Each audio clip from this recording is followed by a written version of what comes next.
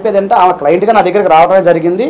ఒక అడ్వకేట్గా మాత్రమే నేను కేసు టేకప్ చేస్తాను. దాని మీద ఒకళ్ళతో ఆమెకు ఇవ్వడం జరిగింది. ఇదే జరిగింది. ఇంకా డీప్గా నేను ఒకసారి డిస్కస్ చేసిన తర్వాత ఇంకా మీకు ఏదైనా ఇన్ఫర్మేషన్ కావాలంటే నేను ఎప్పటికప్పుడు మీకు పాస్ చేస్తాను. ఇప్పటివరకు తను మాట్లాడింది కదా రూమ్ లో దాదాపు హాఫ్ అన్ అవర్ వరకు మాట్లాడారు కదా, మీరు ఏం గ్రహించారు? ఇప్పుడు అఘోరి ఫస్ట్ వైఫ్ లో ఏం గ్రహించారు, ఏం కావాలని ఆమె అంటున్నది?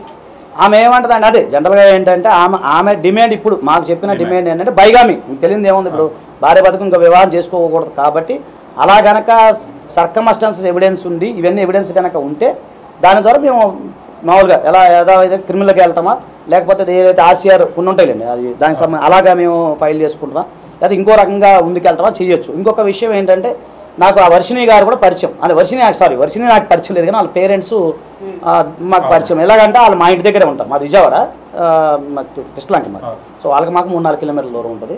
ఆ విష్ణు వాళ్ళు ఉన్నారు కదా, యాక్చువల్ మాకు సర్కిల్ ఉంటుంది కదా, సర్కిల్ ద్వారా పరిచయం. ఆ విష్ణు గారు నిజం చెప్పాలంటే ఒక 15 days బ్యాక్ నా దగ్గర రావడం జరిగింది. కాకపోతే నేను టైం ఇవ్వాలి, వాళ్ళకి అపాయింట్మెంట్ ఇవ్వలేకపోయి నాకున్న బిజీలో కొద్ది షెడ్యూల్లో. వాళ్ళు కూడా రేపు వస్తున్నారు, సాయంత్రం వస్తానని ఇప్పుడే ఫోన్ చేశాడు విష్ణు అన్నారు. ఓకేనండి. సో ఆయన కూడా వస్తున్నాడు. సార్ అక్కడ అది జరిగిందో నాకైతే క్లారిటీ తెలియదు, అది కూడా అక్కడ ఏం జరిగింది అనేది తెలియదు, మేము మామూలు వీడియోలో చూస్తామే. ఒకసారి మరి వాళ్ళతో కూడా చూసి చేయడం, ఎందుకంటే గతంలో మీకు తెలియదు ఏం కదా అందరికీ, అఘోరి గారికి అప్పుడు అదే ఆంధ్రాలో గొడవ అయినప్పుడు నేను డీజీపీకి లెటర్ రాశాను, మన ఛానల్ అన్నింటిలో కూడా వచ్చింది. డీజీపీ లెటర్ రాసి నేను ప్రొడక్షన్ ఇచ్చాను అప్పుడు. సో ఏమైందంటే అది ఇప్పుడు మరి ఇట్లా ఇతను నేను హైందవ సంబంధించి నేను వచ్చాను, సనాతన ధర్మం కోసం పాటుపడుతున్నా అంటే ఎవరైనా ముందుకు వస్తారు, నేను ఆ విధంగానే వచ్చాను.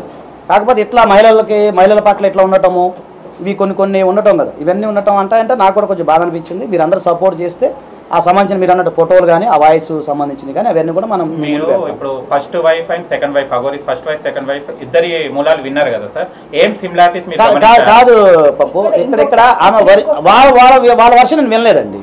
వినలేదు. చెప్పమ్మా. వర్షిణి విషయం ఇప్పుడు జనాల్లో 15 to 20 days నుంచి ఉంది. ఈ 15 to 20 days లో ఒక అమ్మాయితో ఉంటున్నాడని మీడియా అంతా కూస్తూ ఉంటే ఈ 20 days తర్వాత నేను కూడా అదే ప్రశ్న అడిగాను, అది కూడా ప్రశ్న అడిగాను. ఇంకో డౌట్ మీకు రావాలి, మీ వెనక ఏమన్నా వేరే కొన్ని హస్తాలు ఏమైనా ఉన్నాయా? అదే తల్లి, నేను కూడా అదే, నాకు కూడా ఐడియా ఉంటుంది కదమ్మా. ఏంటి నేను కూడా ఆ ప్రశ్న కూడా అడిగా, ఎందుకంటే ఇప్పుడు దానికి సమాధానం నేను చెప్తారు, నేను కాదు ఆయన చెప్పాలి. ఎందుకంటే నేను అది కూడా అడిగా పప్పు, ఎందుకంటే మనం మాట్లాడేటప్పుడు జాగ్రత్తగా మాట్లాడాలి. నేను ఏమన్నానంటే అమ్మ మరి ఇన్ని రోజులు ఇప్పుడు కదా తల్లి, జనవరి 1 మళ్ళీ క్లారిటీ ఇస్తాను. జనవరి 1వ తారీఖు ఈమెకి తాలిబొట్టు కట్టాడని ఈమె చెప్పారు. ఇప్పుడు వచ్చిన ఆమె బాధితుల పేరు నేను మాట్లాడకూడదు, ఎక్స్ అనుకోండి.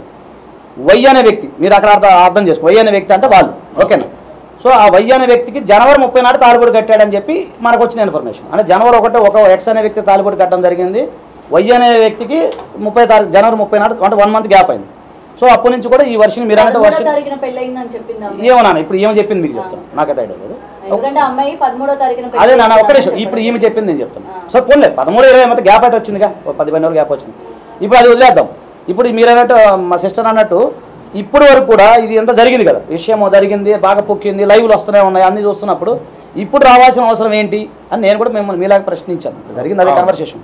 ప్లస్ ఇంకోటి కూడా అడిగాను తల్లి, ఏమని అడిగిందంటే మీ వెనక ఎవరైనా ఉన్నారా, ఎందుకంటే ఇన్నాళ్ళు లేని ఇప్పుడు మీరు ఎట్లా వచ్చారు, బయటకు వచ్చారు అంటే ఆమె కొన్ని కన్నీళ్ళతో ఏడుస్తుంది. దానికి నేను చెప్పలేను కొన్ని. సో ఆమె ఏడ్చింది, ఆమె బాధ ఏదో చెప్పుకున్నారు, కొన్ని ప్రైవసీ ఉంటుంది, రైట్ టు ప్రైవసీ ఉంటుంది కాబట్టి అది కూడా నేను చెప్పలేను. సో ఆమె ఏడ్చింది, ఏదో బాధపడతా ఉంది. సో దాని గురించి నేను ఎక్స్ప్లెయిన్ చేస్తాను, ఎందుకంటే ఇప్పుడు కొద్దిగా మనకి ఇంకా కేసు అనేది మేము ముందుకు వెళ్ళలేదు కాబట్టి ఇప్పుడు రైట్ టు ప్రైవసీ అనేది ఉంటుంది కదా, చూడండి దానికోసం అడుగుతాం. ఇప్పుడు మీ ఒక్క నిమిషం అమ్మ తల్లి నాన్న, ఇప్పుడు ఇంకేదన్నా అంటే మీరు అడిగారు కదా అమ్మ మాధురి గారు, ఇప్పుడు మీరు అడిగారు కదా నాన్న, ఏమని అడిగారంటే ఇప్పుడు ఎన్ని రోజులు ఎందుకు డిలే అయింది, ఇన్ని రోజులు చూస్తున్నప్పుడు లైవ్లో చూస్తున్నప్పుడు మీరు ఎందుకు రాలేదు, అలాగే నెక్స్ట్ ప్రశ్న మీ వెనక ఎవరైనా ఉన్నారా, ఆ ప్రశ్న మీరు అడిగారు కాబట్టి దానికి ఆయన సమాధానం చెప్తారు. అది మీకు తెలిసింది మీరు చెప్పండి, తెలియకపోతే నో అని చెప్పండి. నెక్స్ట్ రేపు బ్యాంక్ నుంచి ట్రాన్సాక్షన్స్ ఏమైనా చేసింది అఘోరికి మామయ్య గారు? నేను అడిగితే మాత్రం పెట్రోల్కు వాటికి వీటికి కొన్ని డబ్బులు ఇవ్వమంటే పర్సనల్గా అంటే ఫోన్పే ద్వారా కొన్ని పంపినని చెప్పి అవునాయని 10 గుంటల భూమి ఏమో తీసుకున్నాను ఆశ్రమం గురించి పెట్టాలి ఎక్కడ ఉంటే చూడు అని చెప్పిందంట.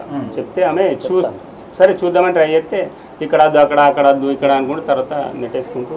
అసలు ఈ విషయం మీకు ఎప్పుడు తెలిసింది, మీ కోడలు ఇలా చేసిన సంగతి, అఘోరి వీళ్ళిద్దరు వైఫ్ అండ్ హస్బెండ్ అయ్యారు సంగతి మీకు ఎప్పుడు తెలిసింది? నాకు జనవరి 1 రోజు హ్యాపీ బర్త్డే మరి ఇలా అఘోరి వస్తుందంటే ఆమె అమ్మకి ప్రతిరూపం లేక కాళీమాత అఘోరకాయలు అని వస్తుంది కదా.